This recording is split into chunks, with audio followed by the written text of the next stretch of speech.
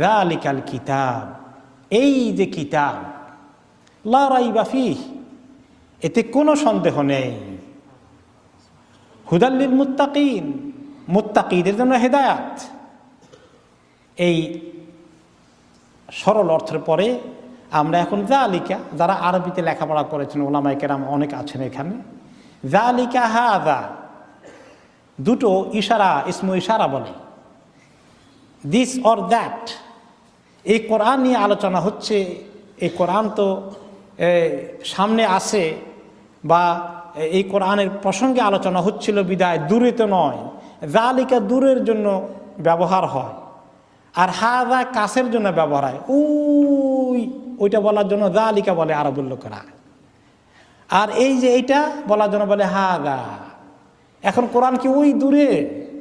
যালিকা কেন আল্লাহ তাআলা বললেন?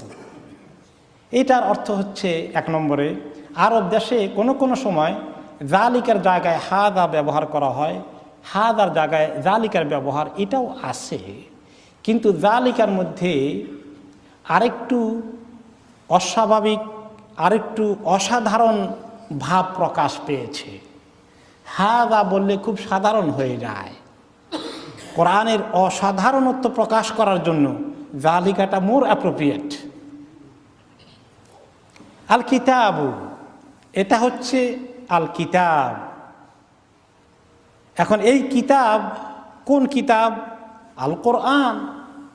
কোরআনের নাম কোনো কোনো জায়গায় আল্লাহ তাআলা কোরআন ইউজ করেছেন, কোনো কোনো জায়গায় আল্লাহ তাআলা আল কিতাব ইউজ করেছেন। লাউ আনজালনা হাদাল কোরআন এক জায়গায় বলেছেন, আবার কোনো কোনো জায়গায় কিতাব বলেছেন। তো কোরআন বলতে এখানে কিতাব বলতে কোরআনকে বোঝানো হচ্ছে। এই কোরআন, এই কিতাব হচ্ছে এমন একখানা কিতাব, লা রাইবা ফীহ, যাতে কোনো শোভা সন্দেহ নেই। এই রাইব শব্দের অর্থ হচ্ছে সন্দেহ। এই কোরআনের মধ্যে কোনো সন্দেহ নেই, তার অর্থ হচ্ছে কথাগুলো সবগুলো এক নম্বরে আল্লাহর পক্ষ থেকে নাজিল হওয়া কথা, এতে কোনো সন্দেহ নেই। দুই নম্বর হচ্ছে এই কথাবার্তাগুলো নিরেট সত্য কথা। এই কথাগুলোর মধ্যে, ইনফরমেশনের মধ্যে যে বক্তব্যগুলো কোরআন নিয়ে আসছে, যে হুকুমগুলো আমাদেরকে দিচ্ছে, প্রত্যেকটি কথা সাংঘাতিক হক, যার মধ্যে বিন্দু মাত্র শোভা, সন্দেহ, দুর্বলতা প্রকাশ করার, যে কোনো ধারণা করার কোনো সুযোগ নেই। আল্লাহ তাআলা অন্য আয়াতে বলেছেন, তানজিলুল কিতাবি লা রাইবা ফীহি মির রাব্বিল আলামিন। এই কিতাব নাজিল হয়েছে, লা রাইবা ফীহি, কোনো সন্দেহ নাই, মির রাব্বিল আলামিন, যিনি রব্বুল আলামিন তার কাছ থেকে এসেছে, এতে কোনো সন্দেহ নেই।